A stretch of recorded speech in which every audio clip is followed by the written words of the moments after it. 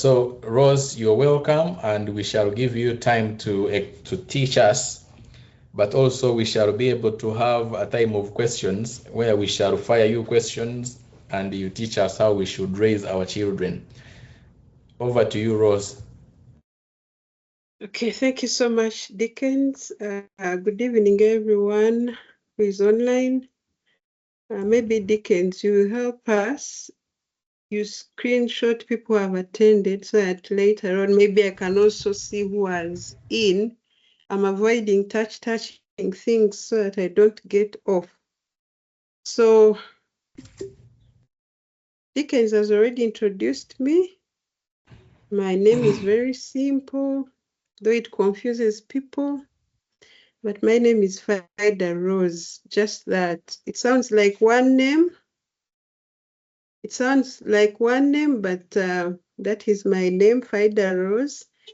I am married to CPA Becca Biarhanga, and we have been blessed with 4 children. I have 3 boys and 1 girl.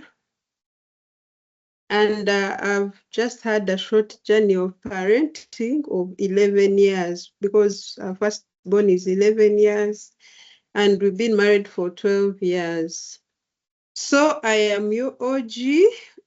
I was in Trinity for 6 years. Some of you might know me, others might not know me physically, but I am an OG for the 6 years. I was in Trinity from 2003 to 2008. And from Trinity, I went to Mackay University to pursue my bachelor's degree in social sciences. And I majored in gender studies, after which some years later, I've done different small short courses online in child protection, in safeguarding, leadership. I've also done I have a postgraduate diploma in project planning and management. Yeah, and currently I'm pursuing a master's in women and gender studies. And again, I work with children. I work with an NGO called Concern for the Girl Child. So we educate vulnerable children from senior on up to university. So our age category is between 13 years to 24. So when we are talking about issues of children, I deal with children on a daily. So I'm not just a mother, but I work with children. Then the other thing I didn't mention is that the organization is concerned for the girl child, but we also have boy children, apart from one thematic area in education where we exclusively educate the vulnerable girl children. Yes, I think that is all about me. But the most important thing is that we are going to discuss raising emotionally strong children. Now, I want to put a disclaimer that I'm not an expert in this, though I've told you that I have done child protection for quite some time, but I know each of us has got a way they parent. They have a way they do their things. So what I'm going to mention here does not mean that it is the standard for parenting.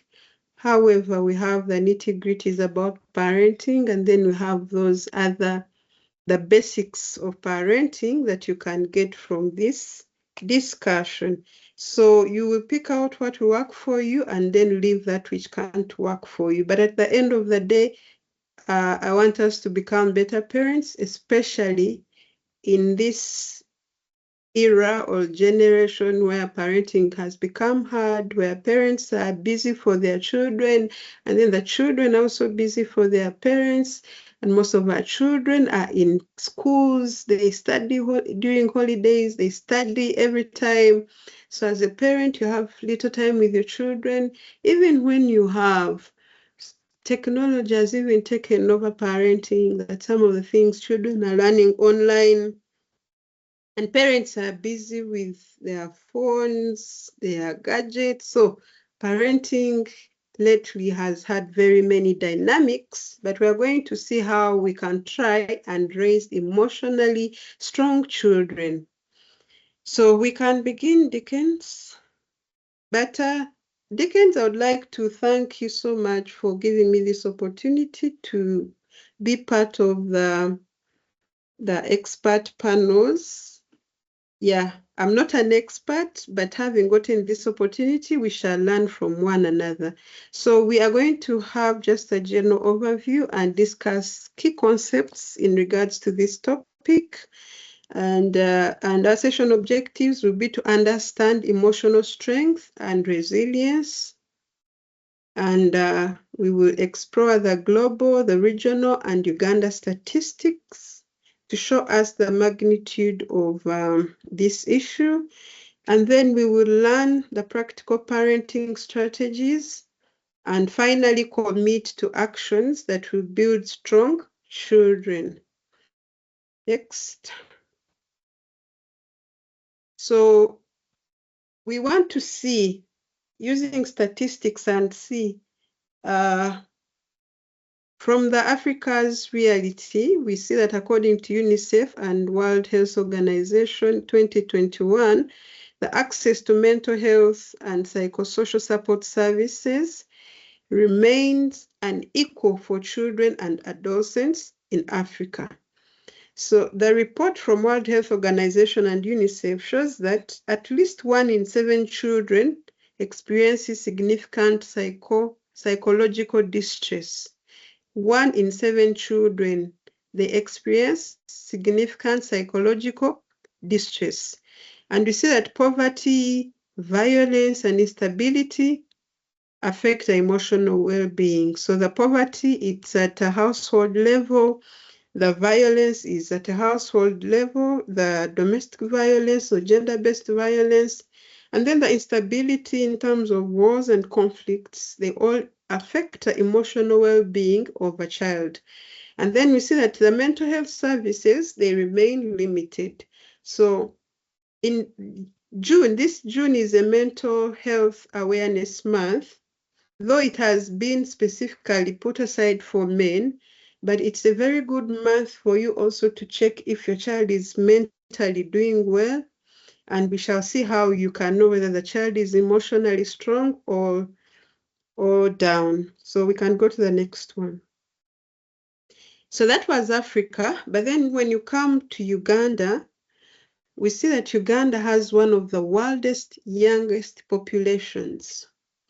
So we see that in Uganda, still children face poverty, the violence, neglect, the school pressure, and online risks. Now, the online risks are very, very dangerous. We will see as we move forward that now the children have access to internet. They are facing lots of risks. They have been neglected by their parents who have become so busy for them. And then there has been violence among children, of which violence has led to the separation of parents and then divorce. And then this has had a lot of effect on the children. Families that have faced poverty, they still cannot afford to take care of their children. They cannot take them to school. And therefore, children have had a serious issue regarding their mental well-being because of all the above. So I was reading about someone called Mugisha et al. And in 2021, in his work, The Prevalence of Mental Disorders in Uganda, he says that 22.9% of children in Uganda have a mental disorder. So this is way too high. 22.9% of children in Uganda, they have a mental disorder. Now, by the time we finish, you will have to ask yourself if your child, your uncle's child, your cousin, your nephew, your niece, you ask yourself, are they among the 22% of the children who have mental disorders? Children are being depressed, they are anxious, and they have behavior disorders. When you talk about behavior disorders, we see children who throw tantrums. You move with your child to the supermarket, your child wants to pick something you don't want, and all of a sudden they start rolling over on the ground. They throw tantrums, they cry loudly, they make a lot of noise, they are asking for your attention, but you don't know what is happening. And your child was okay, but all of a sudden, he changes in his behavior. You call them, they cannot respond to you. Some of them disappear from home. You give them work to do, housework. Before you know, your child has disappeared, and they are telling people that you don't love them as their mother, you don't like them, so they disappear. So what that means is that approximately 1 in every 4 children is affected. So for every 4 children that you meet, 1 of them is affected mentally. And yet, in Uganda, emotional support systems remain inadequate. So a lot of attention has been given to the older people, but the children also are mentally disturbed, including the baby that you're breastfeeding. They have emotional depression. They are psychologically tortured.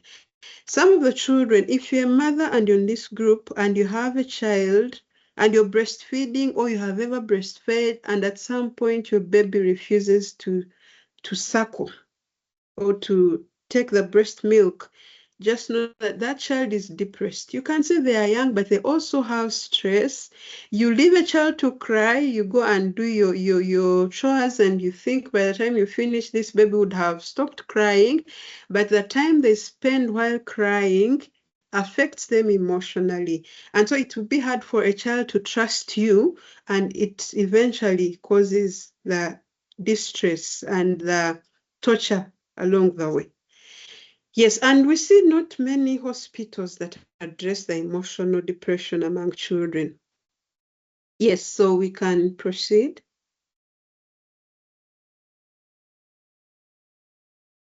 So after talking about the statistics of Africa, Uganda, I now want to see what is this emotional strength that we are talking about. Because when you see our topic, it says that raising emotionally strong children, building resilience, nurturing confidence, and creating brighter futures. So what is emotional strength? So emotional strength is the ability to understand emotions, cope with stress, adapt to challenges, and maintain hope during difficult times. So this can be both for the parents and their children. So if a child is able to understand emotions and then they cope with stress, they adapt to challenges and maintain hope, that means the child is emotionally strong. We can use an example of, I've seen lately our children going through a lot, including your children, especially those who have children in candidate classes. These children wake up very early. They go to class by 5:30. A child at some point gets used to that. Today I was talking to a friend of mine whose daughter called her yesterday, told her about how she was bored because she was not in class. So at some point, children have gotten used to being in class all the time, reading books all the time. But the fact that they can cope with that stress, it shows that they're emotionally strong. Emotionally strong. It can have an effect on them if they at some point drop down and at some point they feel like overwhelmed. So when you see them coping with that stress, some stress is good, by the way, not every stress is bad. When you're studying and you have that stress, it is good because it keeps your mind awake and you're able to comprehend certain stuff and you're able to have a sharp memory. So that stress is good. But when it goes out, the other day I was doing exams and the last paper I was worn out. I was worn out that when I entered the paper, I almost fainted. So this is where it gets too much that one has to first pause and rethink, relax, and then move forward. So if a child is able to cope with such stress and adapt to the challenges, but also remain hopeful that this is a difficult time, but I'll go through it and I'll emerge victorious. That child is emotionally strong. So where I put a child, you can put yourself as a parent because you're the same person who's going to help your child to cope. And then, so what is resilience? We had that we need to nurture confidence, build resilience. So what is resilience? So resilience is the ability to bounce back from setbacks and continue growing despite the challenges. I want to imagine each of us here has gotten a challenge in life. So the fact that you went through the challenge and came back strong, it means that you're resilient. Dickens, are we okay with the network? Yeah, we are. Me, I can hear you Yeah, well. we can hear you clear, loud and clear. Okay. So the fact that you went through a challenge and you managed to go through it, and here Very you clear. are. Yes, I'm saying that the fact that you are able to go through a challenge and here you are, alive, kicking, that means that you are resilient. If you had a setback in life, but despite the setback, you have continued to grow, you are strong. If you're a parent and maybe you had a struggle, let's say a financial setback, maybe your business at some time, at some point was not doing well, you almost gave up, but again you had to come back and start afresh.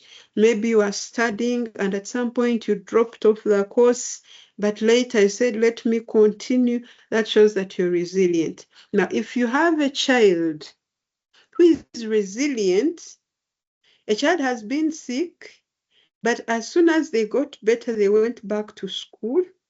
They are resilient because it is also possible that they will say, mommy, daddy, I give up. I'm not well. If your child has been performing badly in science or mathematics, and you keep encouraging them and they move forward and they say, whether come rain or sunshine, I will pass this mathematics. That child is being resilient.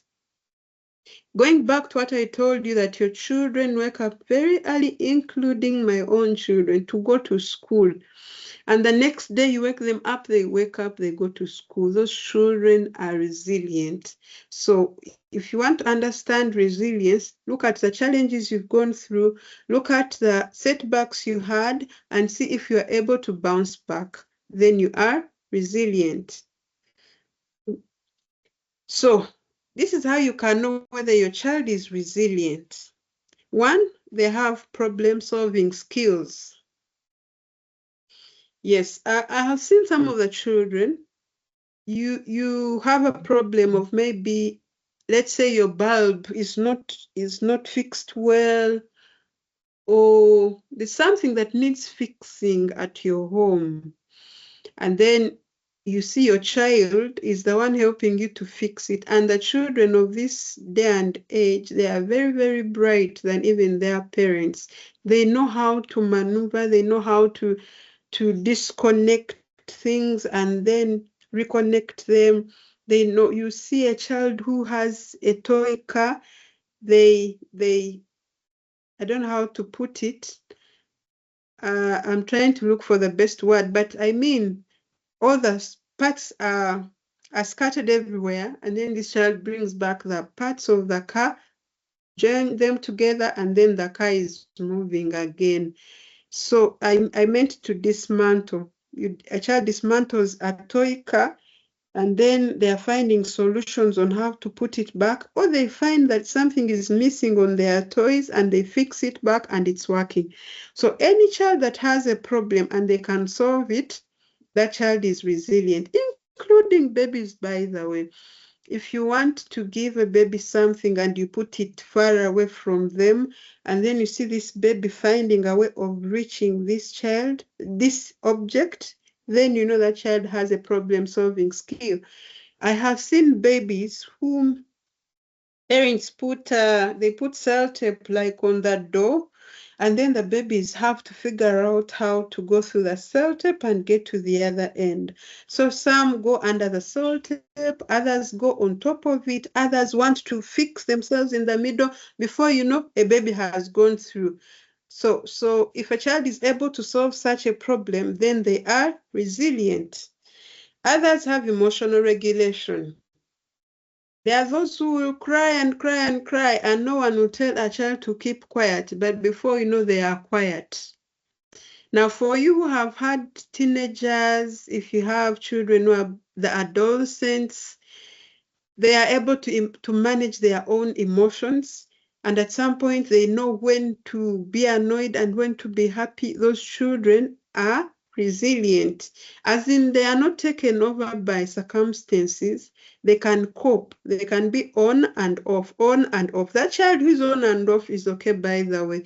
You might think that you don't understand them. Today they are happy, tomorrow they are not happy. They are just emotionally strong.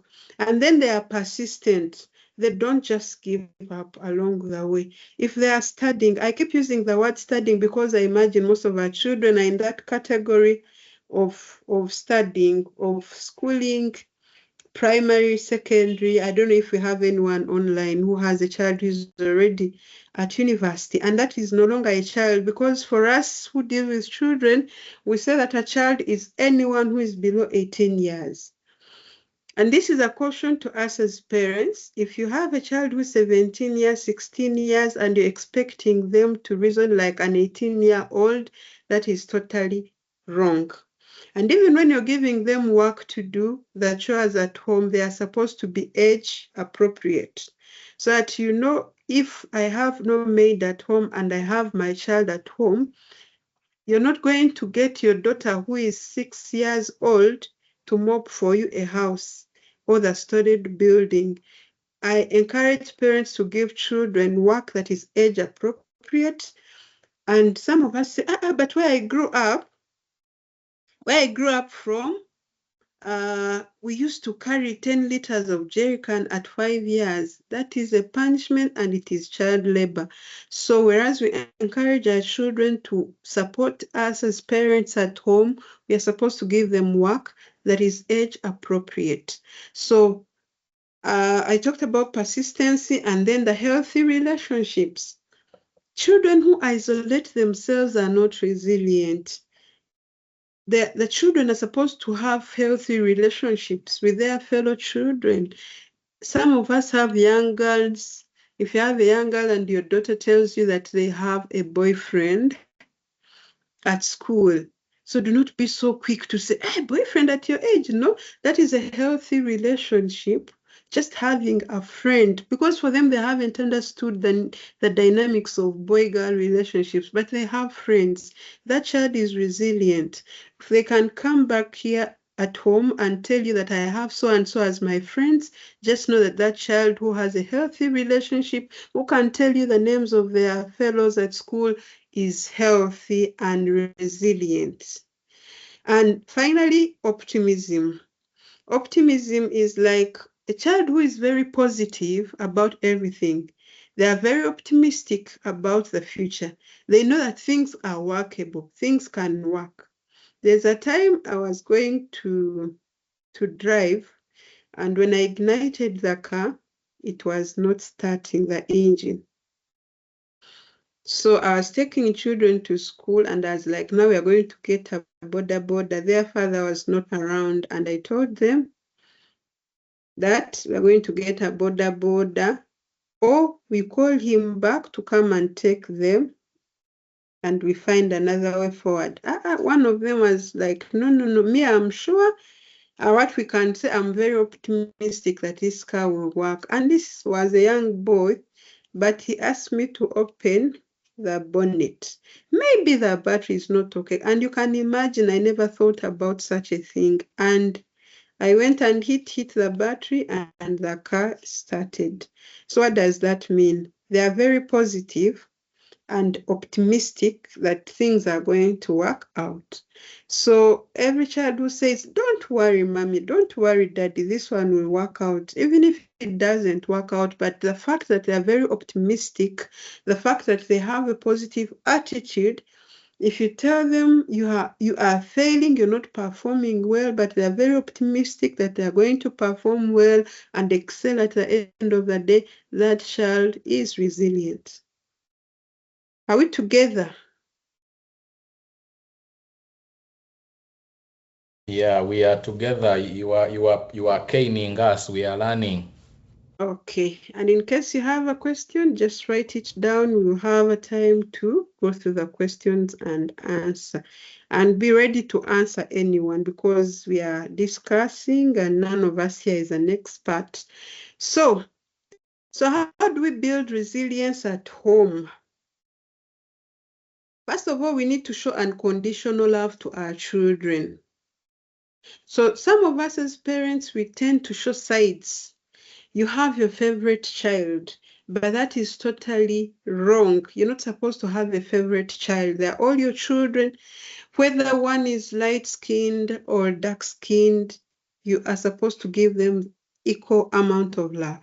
Whether one passes well, whether one is good at English, the other one does mathematics, you're supposed to love your children equally. Show them unconditional love. If you're buying for them clothes, buy for all of them. If you don't have enough money, tell them for you, I'll buy for you. Don't say that because for you, you tore the clothes I bought you the other day, I'm not going to buy for you. Because for you, I bought for you toys and you dismantled them, I'm not going to buy for you more. No. As a parent, you're supposed to show unconditional love to your children and it should not have any strings attached.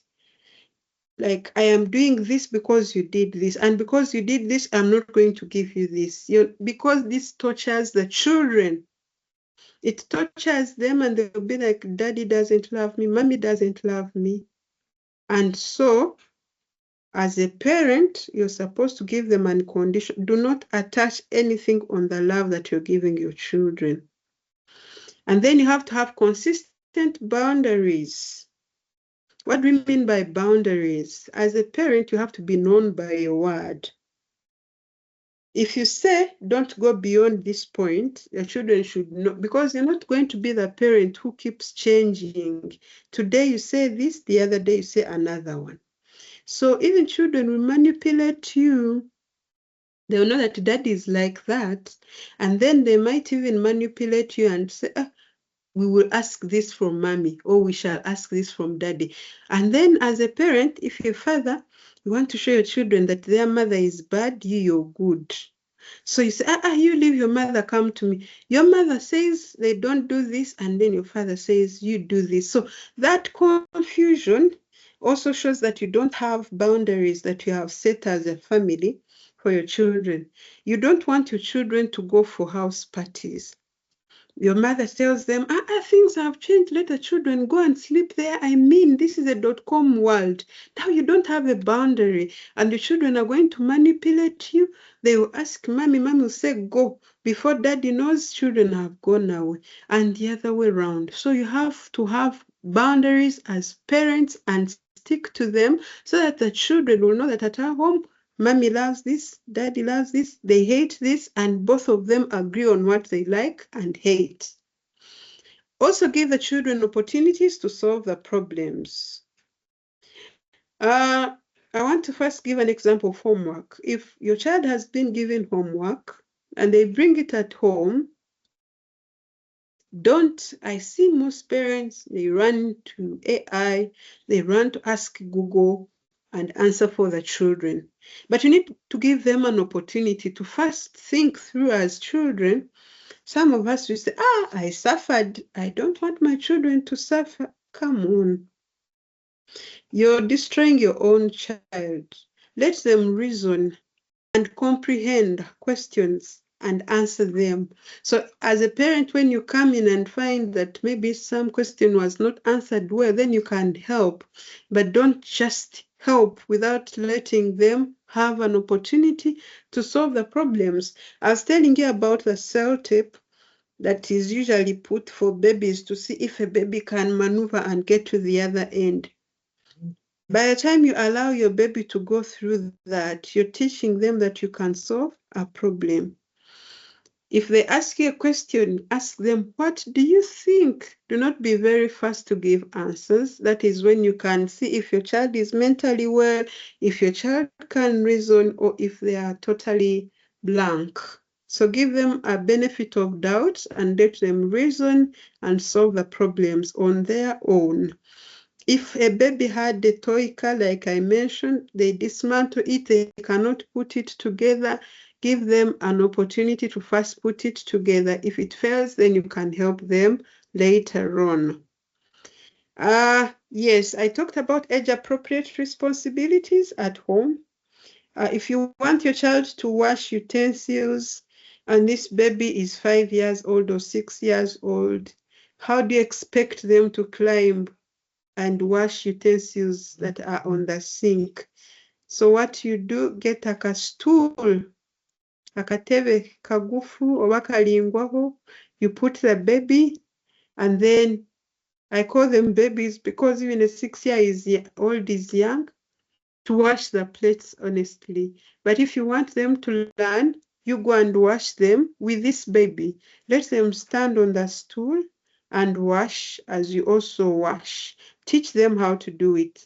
Do not make an 8-year-old to go in your storage building to mop for you the house. Do not get your 10-year-old child and give them things to go and sell on the roadside.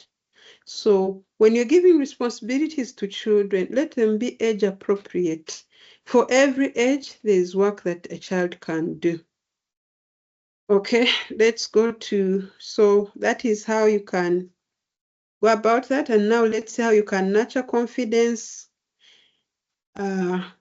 I keep referring you to our topic that we are nurturing confidence and building resilience. So how do we nurture confidence? Confidence flourishes when the children encounter a sense of competence, they take on responsibility and receive encouragement.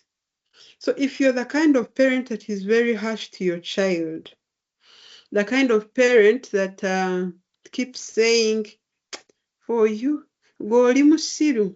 For those who use such words, oli musiru. Tolina amagezi go ga kitaawo ga nnyoko. You know, such kinds of statements that you give to children. There's no way your child will be confident if you tell them tibasiru. They are dull. So you need to keep encouraging your child. If they have started on a certain challenge, keep encouraging them and tell them that you will make it. If they bring to you their reports, the report card, and the child shows you that, here I didn't perform well, encourage them and tell them you will do better, keep doing this, and help them to take on responsibility. Let them be responsible children. If you have your children at home for holidays, you need to give them time. And you say from morning to this time, you're supposed to do this. From this time to this, you're supposed to do this. Let them take on responsibilities.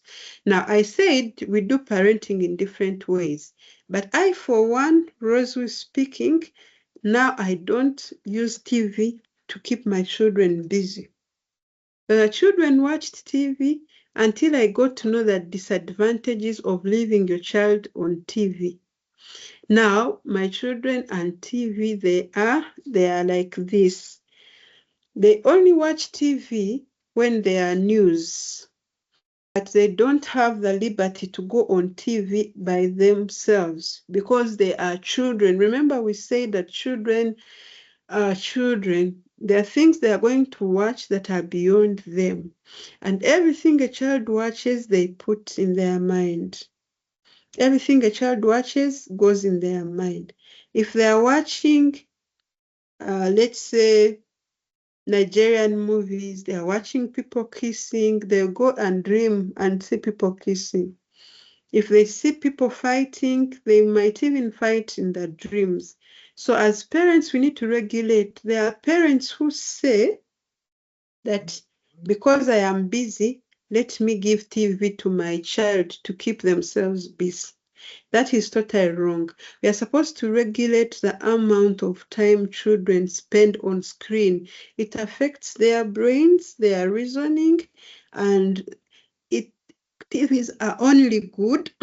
TVs are good if you regulate the content that the children are watching. And also there should be time that you give them. There should be a time frame. And if you want your child to be emotionally strong and confident, it is also okay for them to know what is happening in the country, watch news, and know and be up to date. But there are cartoons I want to tell you for a fact.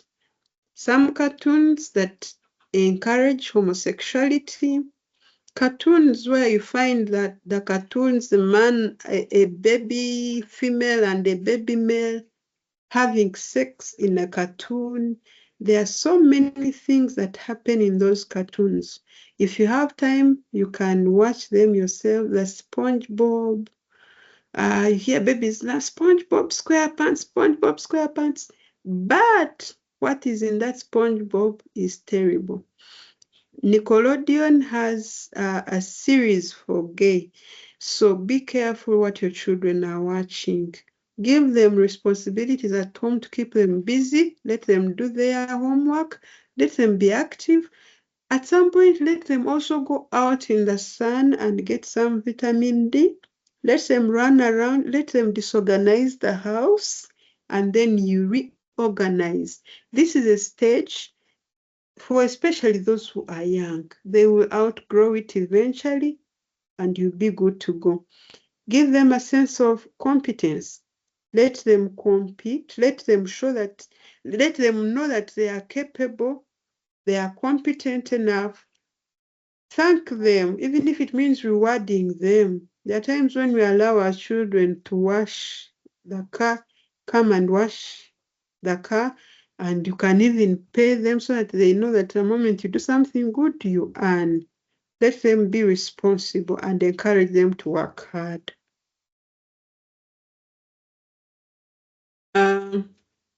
Of course, I've talked about most of these things. Praise effort, not just results. You praise them for the effort they have put in, not just what they bring out. Because there's someone putting in a lot of effort, but then the results are not what you expected. But nonetheless, praise them, thank them.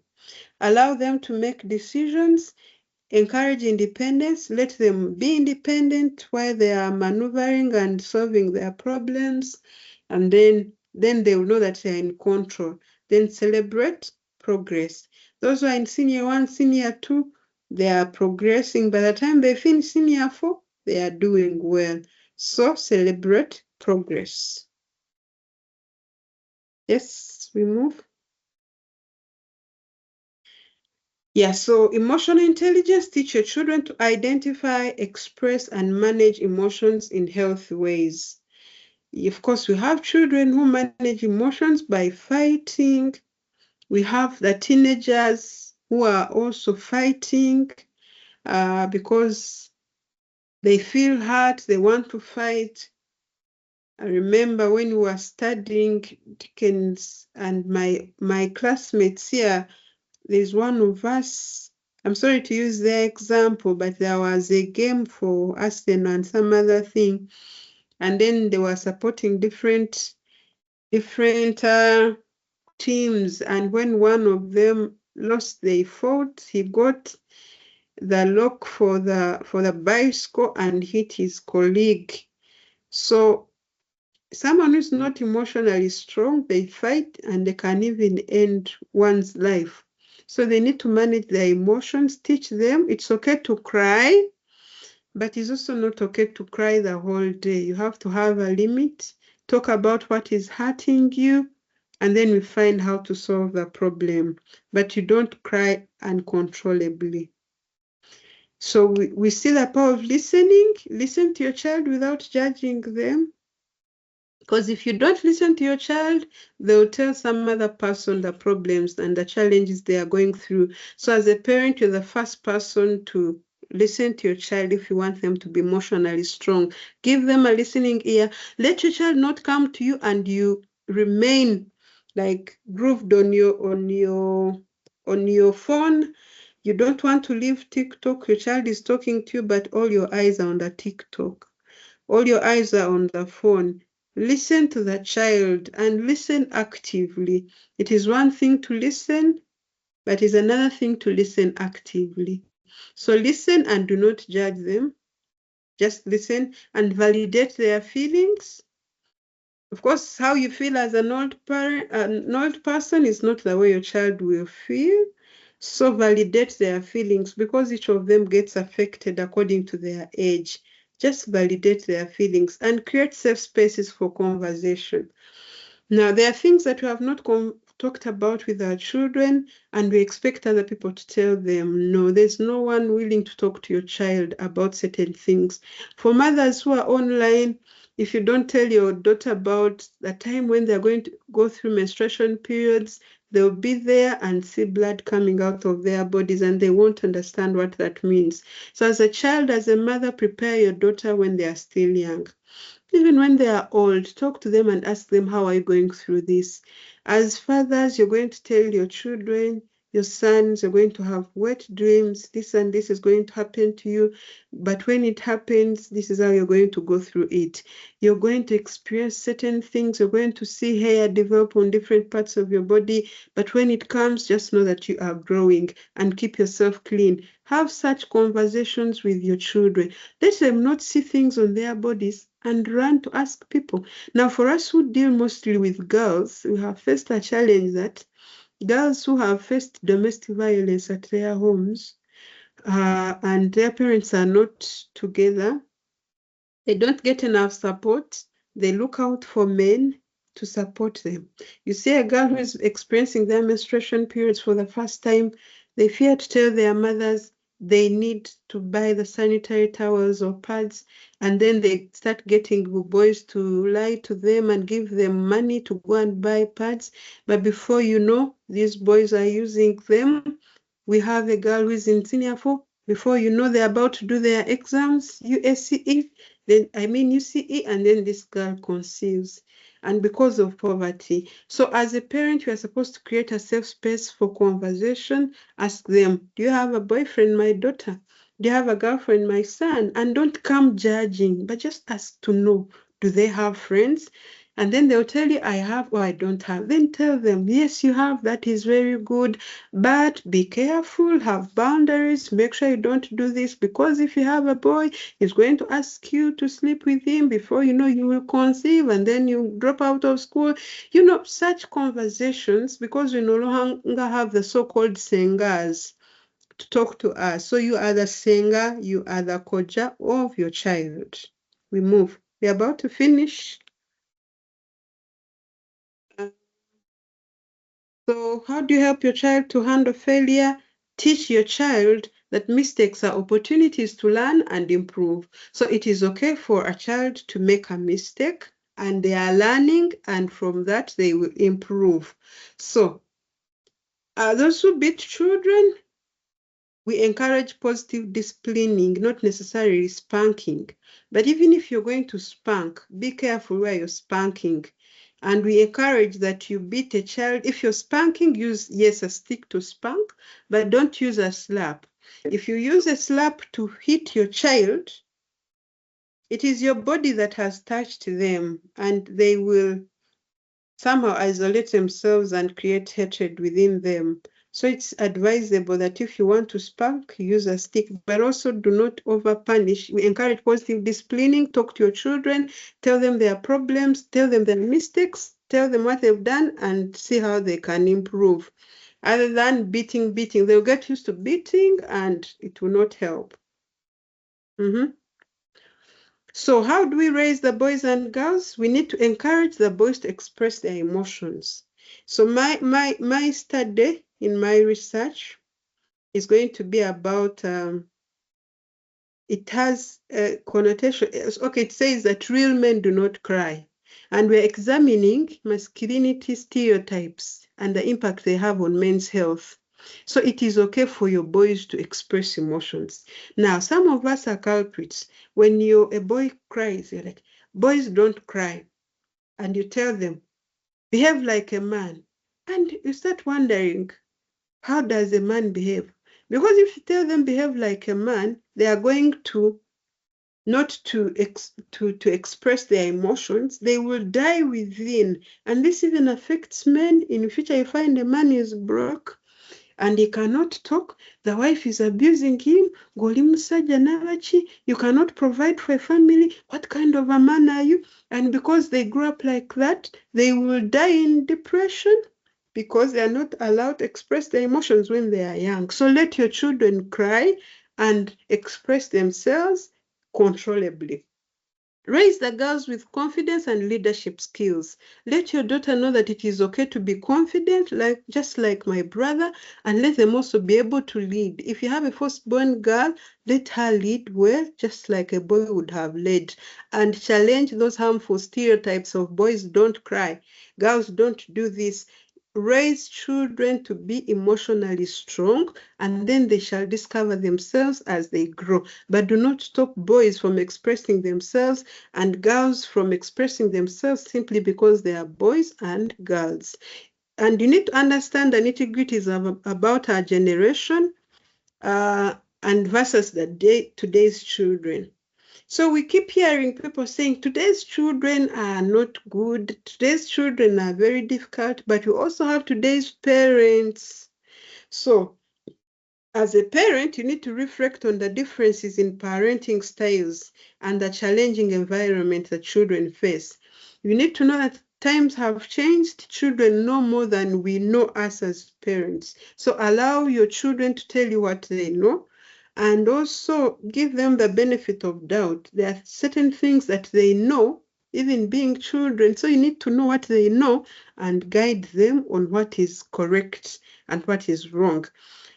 We see that digital age has come with challenges. There's cyberbullying, there's social comparison. We see screen addiction, I talked about it, and online safety concerns. Now, if you have a child who owns a phone, they have accounts on Instagram, TikTok, Facebook. You do not know who they are watching, what they are watching, who they are chatting with. Recently, we had a press conference with Uganda Child Rights NGO Network, and we had a press conference with most of the TVs, some of you could have seen, and we were raising concerns about online sexual exploitation. Children own phones, they access internet.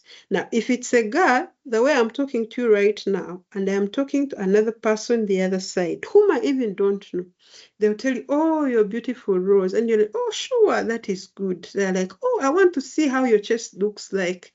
The girl will undress and show the chest. They'll tell you, oh, I want to sit down on the umbilical cord. There's that addiction that comes when they're online. They'll undress and go to the umbilical cord. And you'll be feeling nice. They will even sit down before you know. All your pictures have gone to this person that you do not know. And then they'll tell you that if you don't sleep with me, I am going to get all your pictures and put them on the internet and show everyone. So that is what our children are going through. So you see your child going through depression, not knowing that they expose themselves on internet and someone is holding them at a ransom. So kindly know what your children are watching. Let your children not be addicted to screens. Do not give your children cartoon as a way of keeping them busy. Do not allow, because when children have internet, they want to compare themselves. Those who study from Kitende are better than those who are in Nabisunsa. They'll put you on pressure. Please take me to this school. There's that one, Okawa Trinity College, who is not measuring to the standards of Kigezi High School. And then there's that comparison that usually comes. As a parent, you need to know about it so that you see how to take your child forward. So I want to explain this because most of them we have talked about them, how the 10 habits of emotionally strong families, you find they communicate with their children, there's empathy, there are routines, we talked about setting boundaries, there's accountability, where are you, where have you been, what time are you supposed to come back home, you need to account for your time as a child. And as a parent, it's okay also tell your children, you might not tell them exactly what you're going to do, but tell them I've gone here, I'll come back at this time. Accountability and transparency is very important. There's gratitude. Teach your children to be grateful, even in the small things that you give them. Have faith and values at home.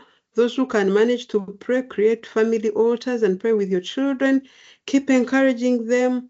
Let them be resilient. Connect with them. and allow them to serve so then they can become good leaders.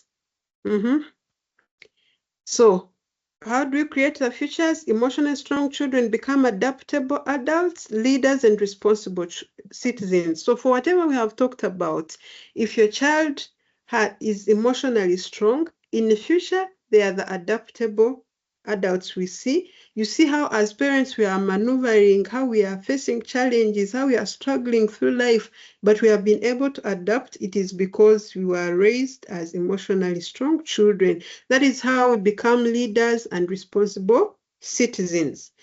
So I have a reflection question here.